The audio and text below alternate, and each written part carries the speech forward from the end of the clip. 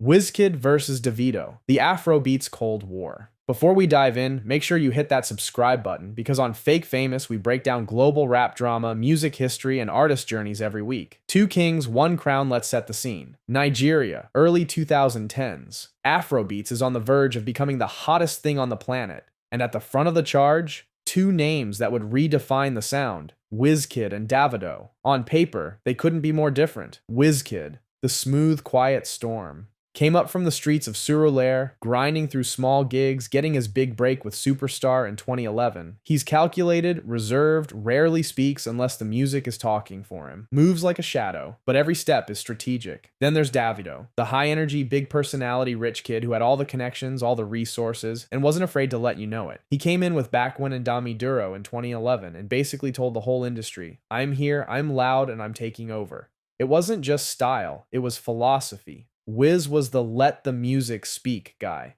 Davido was the I'll speak and the music will back me up guy. From day one, fans clocked it. No songs together, no random shoutouts, no friendly photos at award shows. Nigeria's two biggest stars in the same city, same genre, even sometimes the same events, but operating like the other didn't exist. And that made it even more intense. Because in Afrobeats, collaborations are everything. Artists are always jumping on each other's records. But with Wiz and Davido, the silence was deafening. The tension didn't need words. It was in the side eyes at the Headies Awards. It was in the way each fan base became ride-or-die armies, defending their favorite online like their rent depended on it. It was in the subtle digs, Wiz fans calling Davido an industry plant, Davido fans calling Wiz overrated and too calm to lead the game. This wasn't some all-out lyrical war. This was a chess match. Two kings guarding their own corners of the board, both convinced they wore the real crown of Nigerian music, and in the background the whole Afrobeat scene, watching like it was a soap opera, the Indirects. By 2017, the Cold War was no longer just awkward silence. It was heating up, not with diss tracks, but with indirects, little shots thrown in interviews, tweets, and stage banter that fans could smell from a mile away. Davido had just dropped Fallin' If, not just hits in Nigeria, but records that were crossing borders in a way Afrobeats hadn't really done before. The fall video was on every TV channel, every club DJ was rinsing If, and suddenly, Davido's loud and bold approach was looking unstoppable. Then, Wizkid hit Twitter. Now fake song day blow, short, cryptic, no names. But this is 2017 Twitter, where fans have magnifying glasses for eyeballs. People instantly linked it to Davido. Why? Because Fallin' If were dominating, and that's exactly the kind of moment a fake song comment would sting. Davido? Oh, he didn't take that lying down. At a live show in front of thousands, he hopped on the mic and hit back. Still no name, but with precision aim. Pom-pom sound is what we have now. Wizkid can't touch that. And just like that, it was open season. For context, Pon Pon was the trending beat style at the time.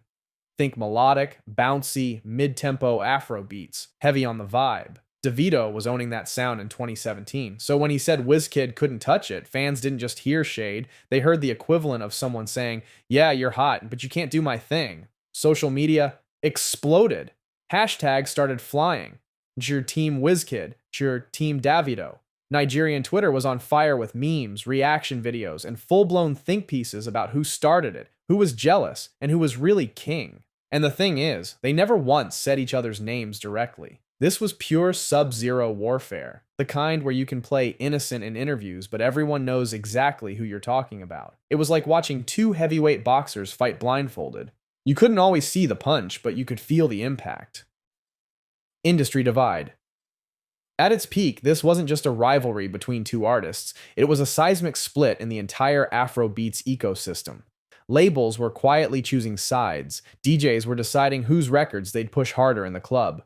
Promoters knew booking both Wizkid and Davido on the same bill meant you needed twice the security, twice the planning, and twice the patience. And then there were the fans. Oh, the fans. Wizkid FC versus 30BG, Davido's 30 billion gang, wasn't just a social media thing, it became a lifestyle. Wizkid FC prided themselves on their leader's calm, mysterious aura. Wiz doesn't need to scream, he speaks through the music, they'd say. 30BG, on the other hand, matched Davido's energy. Loud, proud, and ready to defend him online like it was a full-time job. The digital battlefield? Twitter, or X, whatever you call it now. Every single tweet, every single award nomination, every single release date was an excuse for both fan bases to start trending hashtags and post side-by-side streaming numbers. Award shows, cold shoulders. You'd see them in the same room, but it was like they were invisible to each other. If Wizkid won an award, Davido might forget to clap. If Davido got on stage, Wizkid might suddenly find his phone really interesting. Instagram, a minefield of subliminals. Wizkid might post a cryptic caption about real ones the day after Davido dropped a song. Davido might share a clip of fans singing his lyrics at a sold-out arena right after Wiz announced his own tour. None of it was direct, but none of it was accidental either. Even internationally, the tension followed them. Festivals in Europe and America would have them booked in the same city, sometimes even the same weekend, but never on the same stage. No surprise guest moments, no playful banner, just two ships passing in the night, and that was the beauty of it. The silence was intentional. They didn't need diss tracks. This was an energy war. The competition was in who could shut down a stadium faster, who could get Drake on a remix first, who could hit 100 million YouTube views without breaking a sweat. The industry wasn't big enough for two kings to rule together, so it split in two. Signs of peace? Fast forward to 2022. The world is coming out of the pandemic, Afrobeats is now officially a global force, and something strange starts happening.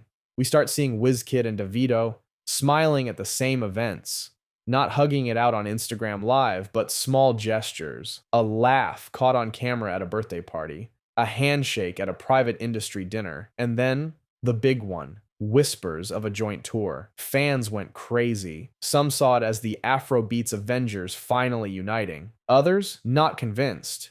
Because here's the thing.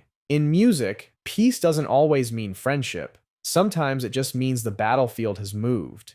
The tension didn't disappear. It just evolved. Now, instead of subliminal tweets, it's all about chart position wars, tour date face-offs, and whose song gets picked for that big Netflix soundtrack. They may never drop diss tracks, they may never even openly admit there was beef, but if you've been watching since day one, you can feel it. It's in the way they roll out their albums within months of each other. It's in the way fan bases still go to war in the comment section of Afrobeats blog posts. It's in every Spotify Top 50 Nigeria shuffle.